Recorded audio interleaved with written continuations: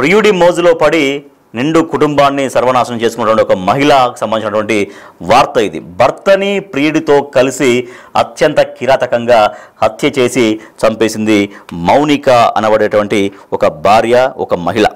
So నిజంగా మహిళా లోకానికి ఒక మచ్చ తెచ్చే విధంగా, కళంకం తెచ్చే విధంగా ఇట్లా అనేక మంది ఇదే రకంగా వ్యవహరిస్తున్నారు. శ్రీకాకుళం జిల్లాలో జరిగింది ఈ ఘటన.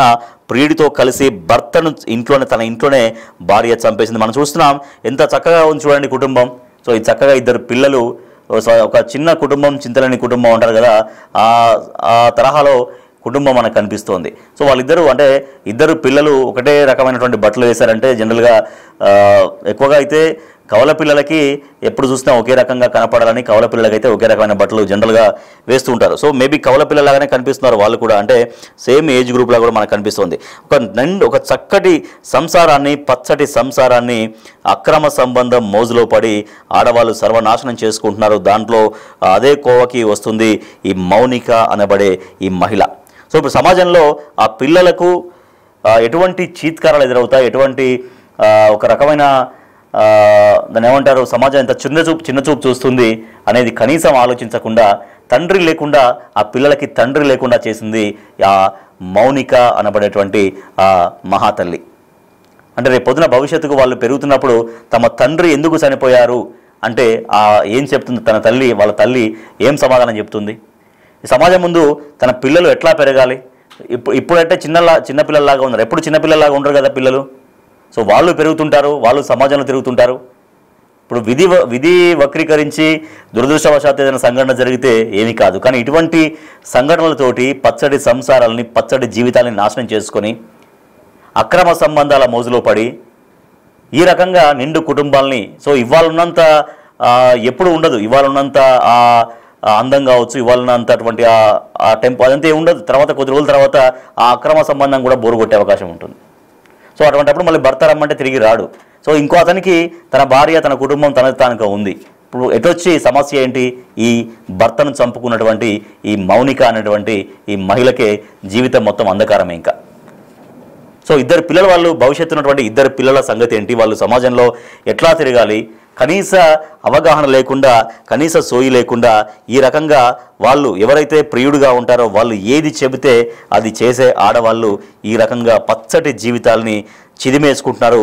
తమ కూర్చున్నటువంటి కొమ్మను తానే నరుక్కుంటున్నారు, తమ జీవితాలని తామే సర్వనాశనం చేసుకుంటున్నారు. సో ఇంత దారుణమైనటువంటి ఘటన అంటే మనకు రెగ్యులర్గా మనకు ఇవి వెలుగులోకి వస్తూనే ఉన్నాయి. సో ఇట్లా అక్రమ సంబంధాల మోజులో పడి భర్తల్ని చంపుకుంటున్నటువంటి ఆడవాళ్ళు మనకు కనిపిస్తూనే ఉన్నారు. సో తర్వాత మళ్ళీ వాళ్ళు దొరికిపోతారు. సరే దొరకలేదు, వాళ్ళు ఏదో అనుకున్నది జరిగింది అని కాదు, ఇప్పుడు ఉన్నది పోయింది, ఉంచుకున్నది పోయింది అన్నట్టుగా ఇప్పుడు వాళ్ళు చేశారు. తర్వాత ఇప్పుడు వాళ్ళు జైలు శిక్ష అనుభవించాల్సి ఉంటుంది. సో దాని ద్వారా ఏంటి ఆ సంబరం ఏంటి, ఆ సంతోషం ఏంటి, ఆ ఆనందం దేనికి వచ్చింది? ఆ ఆనందం సో కేవలం క్షణిక సుఖాల కోసం, క్షణికమైనటువంటి కోరికల కోసం ఏదో 4 మాయమాటలు చెప్పేటువంటి ఆ ప్రియుడి ముసుగులో ఉన్నటువంటి ఆ వ్యక్తి చెప్పేటువంటి 4 మాయమాటలు, 4 ప్రేమ మాటలు విని సొంత భర్తల్ని చంపేస్తున్నారు. చంపిన తర్వాత రియలైజ్ అయినా కూడా వృధా. ఎందుకంటే అప్పటికే అతను చనిపోయి ఉంటాడు కాబట్టి ఎంత ఏడ్చినా, ఎంత గగ్గోలు పెట్టినా మళ్ళీ తిరిగి రాడు, ఆ పిల్లలకి తండ్రి దొరకడు. తన అక్రమ సంబంధం కోసం, తన సంతోషం కోసం నిండు జీవితాలని, ఇద్దరు పిల్లల జీవితాలకి తండ్రి లేకుండా చేసింది ఆ మహిళ. సో భర్తను చంపింది శ్రీకాకుళం జిల్లాలో మౌనిక అనే మహిళ. పాతపట్నం మొండిగొల్ల వీధిలో ఈ ఘటన జరిగింది. నల్లి రాజుకు 8 ఏళ్ల కిందట పెళ్లి జరిగింది మౌనికతోటి. ఆ మౌనికకు గుండు ఉదయ్ కుమార్తో వివాహేతర సంబంధం ఏర్పడింది.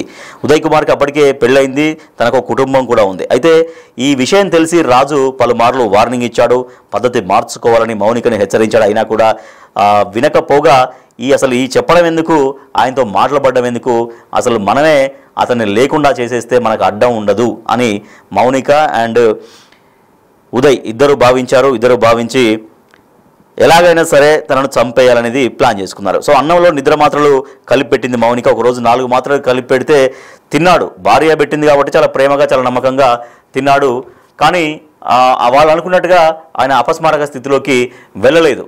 అంటే 4 నిద్ర మాత్రలే మింగాడు కాబట్టి పెద్దగా డోసు సరిపోనట్టుంది. సో ఆయన ఎక్కువగా వాళ్ళు అనుకున్న ప్లాన్ వర్కౌట్ కాలేదు. సో మళ్ళీ డిస్కస్ చేసుకొని ఉంటారు, ఏమైంది మరి మాత్రలు పెట్టేసావా అంటే పెట్టేశాను, కాకపోతే ఎక్కువగా తను మత్తులోకి వెళ్ళలేదు అంటే లేదు, మళ్ళీ ఈసారి డోసు మళ్ళీ పెంచాలి, మళ్ళీ ఎక్కువ నిద్ర మాత్రలు కలిపి ఇస్తే ఈసారి కంపల్సరీ అపస్మారక స్థితిలోకి వెళ్తారని ఇది ప్రియుడు ఉదయ్ చెప్పి ఉంటాడు. సో దాంతో మళ్ళీ నెక్స్ట్ డే మళ్ళీ ప్లాన్ ఏం చేసింది ఆమె, మళ్ళీ 6, 8, 10 ఇక ఎన్నైతాన్ని కలిపి పెట్టేసింది. సో దీంతో భర్త పూర్తిగా స్పృహ కోల్పోయాడు, అపస్మారక స్థితిలోకి వెళ్ళిపోయిన తర్వాత అప్పుడు ఎస్ మన ప్లాన్ వర్కౌట్ అయింది, తాను పూర్తిగా అపస్మారక స్థితిలోకి వెళ్ళాడు అని ఆ ఉదయ్కి ఎవరైతే ప్రియుడు ఉన్నాడో ఆ ఉదయ్కి చెప్తే ఆ ఉదయ్ తన స్నేహితుడు, తన రిలేటివ్ మల్లికార్జున అనేటువంటి వ్యక్తి, తన ఫ్రెండో తన రిలేటివో బావమరిది అంటున్నారు. సో ఇద్దరు కలిసి వచ్చారు. వస్తున్నప్పుడు ఏంటంటే తెలివిగా ఆ దారమ్మడి కొన్ని స్ట్రీట్ లైట్స్ ఉంటాయి కదా, ఆ లైట్స్ ఏవి అన్నీ చాలా వెలిగి ఉంటాయి, కొంతవరకు కరెంటు తీసేసి ఆ లైన్స్ కరెంటు పోయే విధంగా చేసేది ఫ్యూజ్ తీసేసి అక్కడ మొత్తం చీకటి ఇచ్చి ఆ చీకటి అయిన తర్వాత చీకట్లో వచ్చి ఆ భర్త ఆల్రెడీ అపస్మారక స్థితిలో ఉన్నాడు. ఆ ఉదయ్ అనేటువంటి ప్రియుడు తర్వాత ఉదయ్తో కలిసి వచ్చినటువంటి ఫ్రెండా బావమరిదా whatever it maybe. So ఇద్దరు కలిసి ఏం చేశారు, అపస్మారక స్థితిలో ఉన్నటువంటి ఆ రాజు అనే మొహం అతని పైన దిండు పెట్టి గట్టిగా ఊపిరాడకుండా చేసి చంపేశారు. చంపేసిన తర్వాత మళ్ళీ ఏం చేశారు, తప్పించుకునే ప్లాన్ చేశారు. ఆ డెడ్ బాడీని మళ్ళీ ఎక్కడో తీసుకెళ్ళి ఆటోలోనో బైక్ మీద ఎక్కడ తీసుకెళ్ళిన తర్వాత అక్కడ యాక్సిడెంట్ అయినట్టుగా, అక్కడ ఏదో మందు దాగి యాక్సిడెంట్కి గురైనట్టుగానో లేకపోతే ఏదో అక్కడ సొమ్మసిల్లి పడిపోయినట్టుగానో క్రియేట్ చేసే విధంగా ముందు ఆ బ్యాగ్లో కొన్ని ఏదో మద్యం బాటిల్స్ తర్వాత కొంచెం ఆ రకంగా అంటే కొంచెం అబ్నార్మల్గా ఉండేలాగా ఏదో చేశారు. ఫైనల్గా మళ్ళీ నా భర్త కనిపించట్లేదు అంటూ మళ్ళీ ఈమె పోలీస్ స్టేషన్ని ఆశ్రయించింది, కంప్లైంట్ ఇచ్చింది. సో అప్పుడు పోలీసులు విచారణ చేశారు. సో సహజంగానే వాళ్ళకు అనేక అనుమానాలు వస్తాయి. సో పోస్ట్ మార్టం రిపోర్ట్లో కొంచెం డాక్టర్లకు అనుమానాలు రావడం, అది పోలీసులకు చెప్పడం, తర్వాత పోలీసు వాళ్ళు మళ్ళీ వీళ్ళు విచారణలో పిలిపించిన తర్వాత ఫైనల్గా తమదైన స్టైల్లో విచారించిన అనంతరం తన భర్తను తానే ఆ మహిళ మౌనిక ప్రియుడు ఉదయ్ ఇద్దరు కలిసి చంపేశారు అని స్వయంగా పోలీసులు నిర్ధారించడంతో వాళ్ళు చట్టానికి దొరికిపోయినటువంటి పరిస్థితి. సో ఇట్లా నిండు జీవితాల్ని బలి చేసుకుంటున్నారు. అక్రమ సంబంధాల మోజులో పడి క్షణిక సుఖాల కోసం అక్రమ సంబంధాల మోజులో పడి సర్వనాశనం చేసుకుంటున్నారు మహిళలు. సో ఇటువంటి వ్యవహారాలు మానుకోండి, కుటుంబాలని కాపాడుకోండి.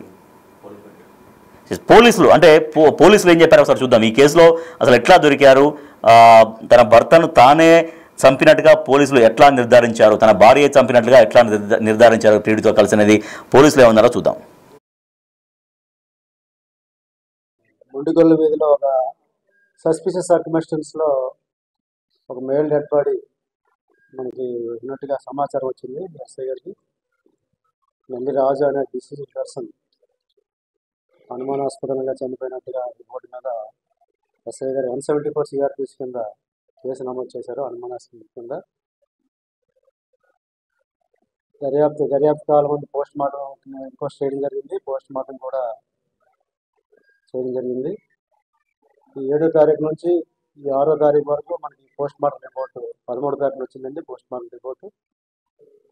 మార్టం రిపోర్ట్లో ఇది ఈ మృతుడి అనుమానాస్పద మృతి నుంచి మర్డర్గా మనం నిర్ధారణ అయింది. డిసిజన్ని